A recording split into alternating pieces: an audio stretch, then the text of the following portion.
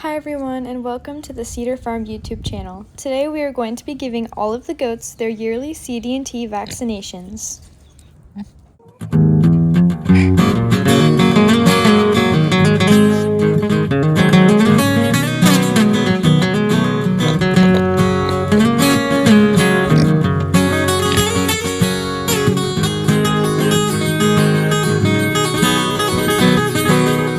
Okay, so first step is to fill your needle in your syringe with CD&T vaccination. So you're going to open up everything, and then you're going to put the cover back on the needle, and you're going to keep that cover on the needle. And then you're going to do that for however many goats you have to do CD&T for. Like that. Make sure you're keeping everything nice and sterile and being very careful with this needle. We use a 20 gauge 1-inch needle for our Nigerian Dwarf goats. Then you're going to put the needle onto the syringe, make sure it's nice and secure. And then you're going to get 2 cc's of CD&T. No matter how old your goat is or how much your goat weighs, you're going to use 2 cc's every single time. So you're just going to put the needle in there, turn the bottle upside down, and grab out 2 cc's. Another thing to keep in mind when you're doing this is you want to keep the CD&T as cold as possible for it to be as effective as it possibly can. So make sure you're working quickly, using ice packs if you need to, and making sure that you're never too far away from the fridge so that you can keep this nice and cold. Okay, now I'm going to put my CD&T vaccination that's all prepared inside the needles into the fridge, and I'm not going to take them out until I am 100% ready to administer the vaccinations to the goats. So first up, I have Vale. She is 29 more days till her due date, and she's getting nice and big. So we're gonna do her CD&T vaccination today. And hopefully you can hear me because everybody else is very mad at me right now. So here's the vaccination, and my favorite place to do it is right here in the neck/shoulder area. So you're going to want to find a place where you can pull up some skin, like this. So what you're going to do is you're going to pull up some skin, push this needle down into the skin, making sure not to poke yourself, like so. Lift up on the syringe to make sure you're not in a vein, and then slowly push the CD&T vaccination in, and then you're done. Give her a little run, give her a pat for being so good, such a good girl. Put this needle cover back on, and she's all good to go.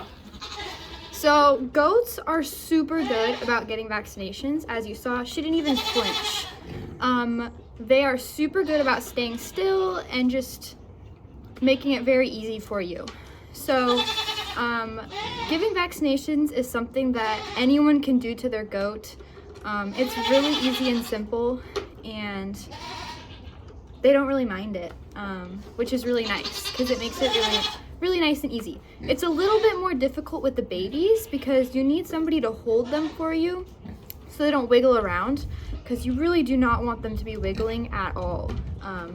So as long as you have somebody to hold that baby goat nice and still for you, it's just as easy. So while we're up here, I thought I'd do a little udder update on Vale. Here's her cute little pre-freshening udder. It's looking super nice. She has really nice teeth placement and really nice long teeth. So I've really liked her udder so far, so I'm excited to see how it does with the more regular milking schedule. And then of course, she is giant. Look at this girl, she is ginormous. So Vale is bred with 2 to 3 kids, but judging by the size of her stomach, I would guess 3, because her stomach is huge. It's way bigger than it ever has been. So she might give us some triplets. Alrighty, so next up is Butterscotch, and she is not bred this year. She is open, but I still need to give her vaccination. So we're just gonna give it to her at the same time as everybody else to make it easier on myself. So, same thing as last time. Find a place in this general area that you can pull up some extra skin very easily. And that's where you're gonna put the shot. So this is a subcutaneous shot, which just means under the skin. So this is the simplest kind of shot to give. So you're just gonna pull up some skin, make sure not to get your fingers, push the needle in the skin, pull back to make sure you're not getting any blood, and then push the vaccination slowly in, and then give her a little rub for being such a good girl. And make sure you put the cover back on immediately. Miss Butter, this is Butter, the herd queen, and she did amazing. She's very used to getting vaccinations, just like all of the other goats, so she does very well with it. So next up is Nellie. She's pregnant with triplets, and she is due in 31 days. So first you can do the same thing as everybody else. Pinch the skin. Also, it might be helpful to move the hair out of your way a little bit so you can see the skin, or even shave the spot if you're really struggling. Push the needle into the skin, pull back to make sure you're not getting any blood, and then push the vaccination into the skin slowly, and you're done. Just like that.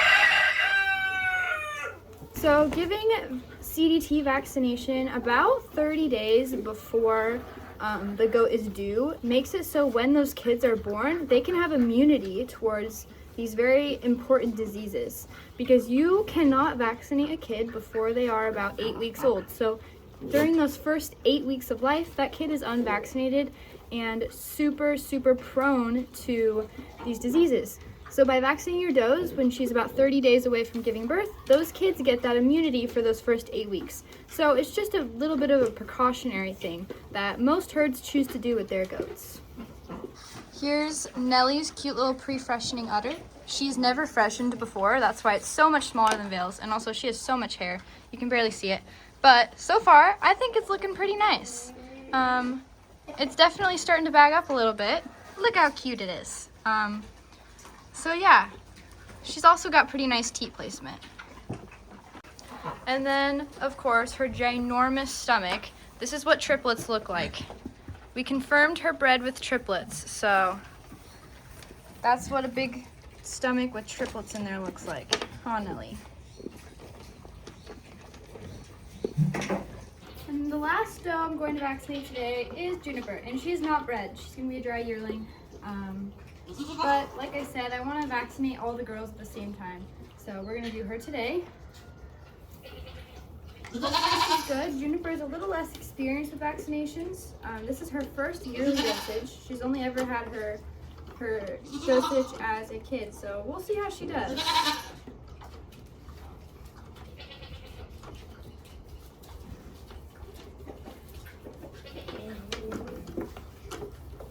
She did pretty well. She was a little bit upset, but for the most part, Junie did very well. Here's Miss Juniper, and if you guys can probably see the size difference between her and the rest of the does, and that's why I decided to keep her as a dry yearling this year.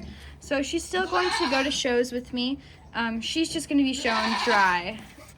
I really wish I could have seen an udder on her this year, but we'll have to wait till next year. Alright, so that is how you give vaccinations to your goats, subcutaneous vaccinations to your goats. And I forgot to mention that while the girls were up there, I also gave them a hoof trim because they were already up on the milk stand. So I figured I would just kill 2 birds with 1 stone. So everyone got hoof trimmed. So in this video, I vaccinated 4 goats. I did not vaccinate Magnolia or Oliver. And the reason why I didn't vaccinate Magnolia is because her due date is in May. So it is March right now, and I don't want to give her vaccination too soon. So I'm going to wait until April, a month away from her due date, to give her vaccination. And the reason why I didn't do Oliver is because he's a wether, and I've been doing him in April ever since he was born here. And I find it just easier to stay consistent. So I do Oliver in April. So next month I will be giving Oliver and Maggie their CD&T vaccinations, and then the entire herd will have their vaccinations done.